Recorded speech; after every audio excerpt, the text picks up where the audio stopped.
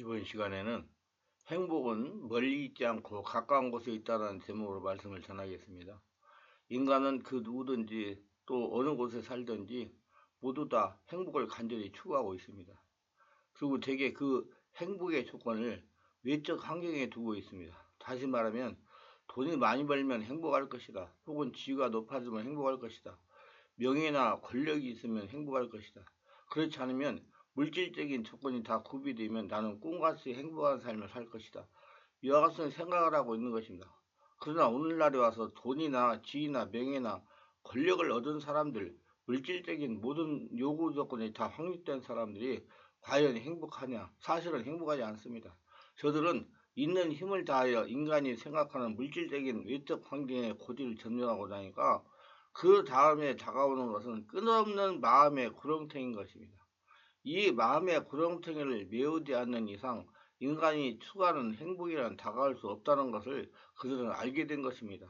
오늘날 우리가 외적인 물질적 행복을 아무리 구비했다 하더라도 이것을 행복으로 이끌어 갈 수 있는 내적인 행복의 조건이 이루어지지 아니하면 외적인 것을 아무리 태산처럼 쌓아놓아도 이것이 오히려 더 불행일 수가 있는 조건이 될지언정 행복하게 될 수는 없는 것입니다. 이러므로 오늘 우리들은 이 내적인 행복의 조건을 구비해야만 비로소 돈도 행복하게 쓸 수가 있고 지위도 명예도 권력도 물질적인 환경도 우리의 삶에 더 많은 기쁨과 행복을 위해서 사용할 수가 있는 것입니다. 오늘 행복의 내적 조건에 관해서 말씀을 드리겠습니다.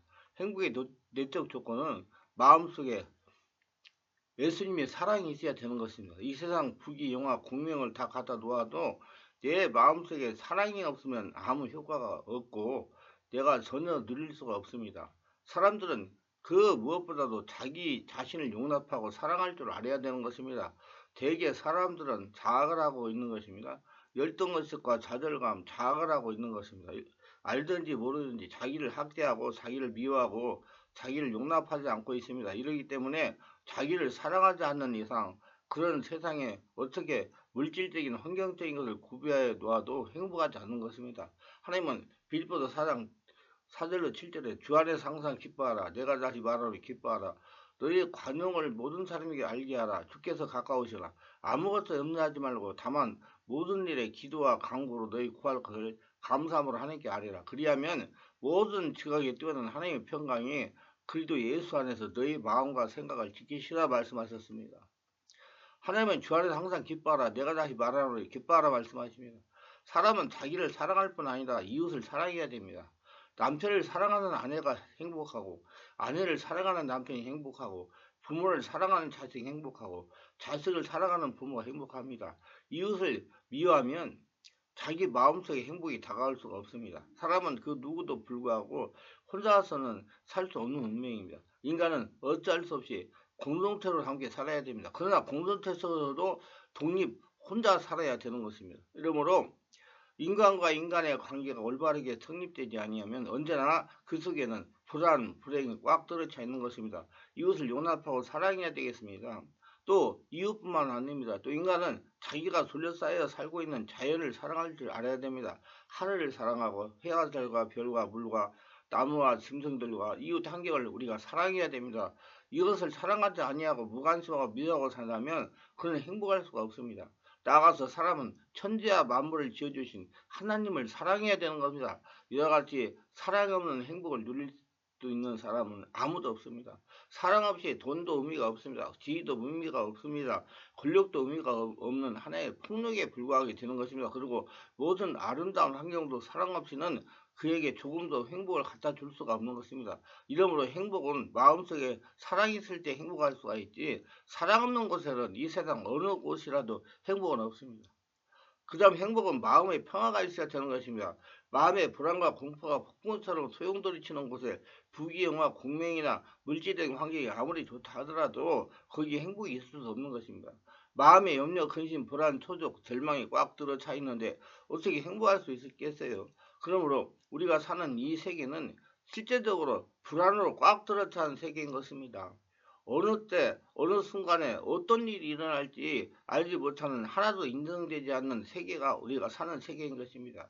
한치 앞을 내다볼 수 없는 세계가 바로 우리가 사는 세계인 것입니다. 이와 같은 세계 속에서 내 마음에 넘치는 평화를 가지고 있어야 될 것입니다. 평화를 갖고 있기 위해서는 사람들은 그 마음속에 죄책을 없애야 됩니다.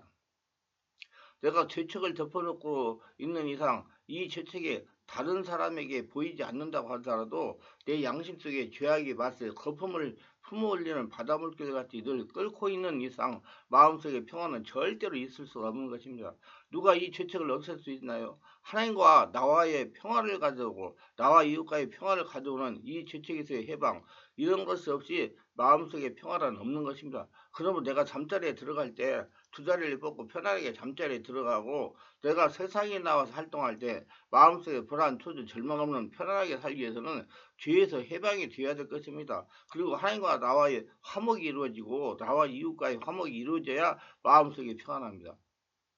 이 화목이 없는 이상, 마음속에 평화가 없는 이상 행복은 절대 우리에게 다가오지 않고 행복을 누리며 살 수가 없는 것입니다. 또 나가서 행복하려면 생활에 확신이 있어야 되는 겁니다. 흔들리는 터전 위에서 사는 사람들에게는 생활에 확신이 없습니다. 생활에 확신이 없는 사람에게는 행복에 다가갈 수가 없습니다. 오늘날 우리가 사는 이 세계는 모두 다 흔들리는 터전 위에 살고 있습니다. 또한 제도나 경제적인 질서나 사회적인 질서가 언제 흔들려서 무너지고 깨어질지 모르는 그러한 상황에서 살고 있는 것입니다. 이러기 때문에 흔들리며 표류하는 세계 속에서 사람들은 무엇을 확실히 부여잡고 이것이 기반이라고 하고 살아갈 수가 있는 확신이 없습니다. 이 세상의 정치권도 끊임없이 흔들리고 금전도 흔들리며 지위나 명예나 권세도 일시적이요 언제 뿌리째 뽑혀갈지 모릅니다. 청춘도 흔들리며 생명조차도 흔들리며 이와 같은 모든 것이 흔들리며 요동하고 무너지는 이 시대에 무엇 하나 마음속에 깊은 확신을 가지고서 요동치 않는 토대에 서서 살 수 있겠습니까? 요동치 않는 토대에 서지 않고는 모두 다 일시적이고 순간적인 것들만 가지고서는 절대로 행복할 수가 없는 것입니다. 마음속에 예수님이 주인 됐을 때 요동차는 토대에 서게 되는 것입니다. 자신이 가지고 있는 그 지위도 순간적인 것입니다. 그 명예도 순간적인 것이며 그 청춘도 물질적인 환경도 오늘 있다가 내일 사라질 수밖에 없습니다. 성경은 말씀하기를 너희는 인생이 무엇이냐 잠시 있다 사라지나 한 게 아니라 내일을 자랑하지 말라. 오늘 내게 어떠한 일이 일어날지 알지 못하는도다.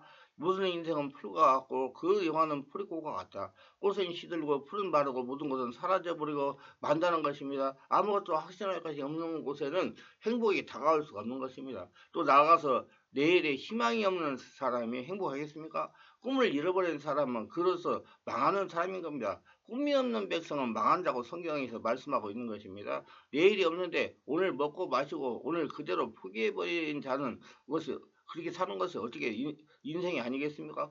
내일이 없는데 오늘 먹고 마시고 오늘 그대로 포기해버리자는 것이 인생이 아니겠습니까? 사람들은 어떠한 절망 상황에서도 꿈을 간절히 사모하기를 원하는 겁니다. 그래서 내일이 있는 이상 사람들은 그 속에서 웃을 수가 있고 이해할 수가 있습니다. 그러나 내일을 잃어버린 절망 상황에서는 사람들은 오직 할 것밖에는 없는 것입니다. 오늘 그런데 어디에서 우리가 내일 영혼을 얻을 수 있겠습니까? 이와 같은 조건이 없는 이상 자연의 환경 가운데 지위나 명예나 권세나 돈이나 아무리 좋은 환경을 갖다 놓아도 이것을 누릴 만한 마음의 상태가 되어 있지 않기 때문에 행복은 소유할 수가 없는 것입니다. 그럼 누가 우리의 마음속에 행복을 소유할 수 있는 사랑과 평안과 생활의 확신과 내일 희망을 가져줄 수 있겠습니까? 이와 같은 것은 학교에서 교육을 통해서 절대로 얻을 수 없으나 철학적인 수행을 통해서 얻을 수가 없습니다. 이와 같은 것은 어떠한 나라의 정치나 권력도 마음의 사랑과 평화, 생활의 확신과 내일의 희망과 꿈을 줄 수가 없는 겁니다. 어디에서 그러면 우리가 이것을 어디에 행복할까요?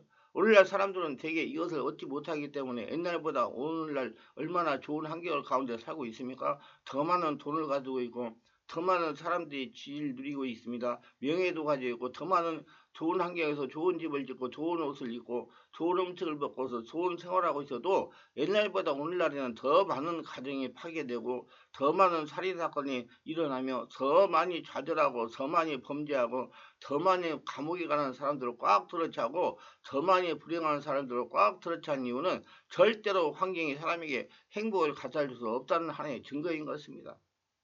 이러므로 행복을 갖다 줄 수 있는 사랑과 마음의 평화와 생활의 확신과 내일의 희망, 이것은 오직 길이요 진리요 생명 되시는 예수 그리스도를 통하지 않고는 얻을 수가 없습니다.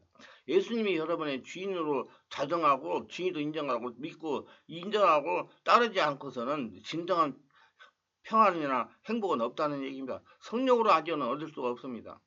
이러므로 우리는 예수를 전도합니다. 그러므로 예수께서 회개하라 천국이 가깝다고 말할 수 있는 이유가 바로 거기에 있는 것입니다. 행복을 갖다 주기 때문에 천국을 우리 속에 갖다 줄 수 있는 것이 예수님의 것입니다. 내가 곧 길이요 진리요 생명이니 나로 말미암 자는 행복의 근원되는 아버지께로 올 자가 없다고 주께서 말씀하신 것입니다. 그러면 예수께서 우리에게 사랑의 조건을 충족시킬 수 있나요? 이 세상에 사랑이란 여러 가지 사랑이 있습니다. 에로스 사랑, 이성간의 사랑입니다. 특히 이기적인 오늘날 에로스 사랑이 파괴됨으로 말미암아 수많은 가정들이 파괴되고 있는 에로스 사랑으로는 안 됩니다. 친구의 사랑, 펠리오 사랑, 오늘 친구가 되었다가 내일 원수가 되는 국제 정치의 무한한 생활 가운데서 펠리오 사랑을 우리가 사랑이라고 할 수는 없습니다. 스툴게 사랑, 부모와 자식 간의 사랑, 이것도 내 부모, 내 자식만 사랑하지 그걸 넘어서 그와 같은 사랑이 존재할 수 없으니 그것도 이기주의적인 것입니다. 그러면 무엇이 이성 간의 이기적인 사랑도 초월하고 친구 간의 조건적인 우정의 사랑도 뛰어넘고 부모 자식 간의 한정적인 사랑도 뛰어넘고 무조건 사랑을 우리에게 줄 수 있는 위대한 사랑의 근원이 어디 있을까요? 그것은 아가페 사랑, 하나님의 사랑. 하나님이 세상을 이처럼 사랑하사 독생자를 주셨으니 누구든지 저를 믿으면 멸망하지 않고 영생을 얻으리라. 그 사랑인 것입니다. 이 아가페 사랑은 우리가 죄를 지었음에도 불구하고 못났음에도 불구하고 버림을 받아야 마땅함에도 불구하고 죄를 지은 그대로 못난 그대로 병든 그대로 인간을 바라보시고 수고하고 짐진 자여 다 내게로 오라. 내가 너희를 쉬게 하리라. 책임져주는 그 사랑. 이 사랑을 안고 예수께서 십자가 올라가셔서 우리 죄와 불의와 추악과 저주와 절망과 죽음의 자리를 대신 올라가셔서 우리를 대신 못 박히고 상을 받으시고 가시관을 쓰고 피를 내시고 몸을 찢고 죽으셨으면서도 우리를 저주하지 아니하고 아버지 앞에 용서를 구한 그 사랑, 이 예수 그리스도의 무조건 용납된 사랑, 이 사랑을 받을 때 우리가 비로소 우리 스스로 나 같은 인간도 용서받고 구원을 받을 때는 희망을 얻을 수가 있고 행복한 마음을 가지고 항상 살아갈 수가 있는 것입니다. 유익하셨다면 구독, 좋아요, 알림 설정을 부탁합니다. 감사합니다.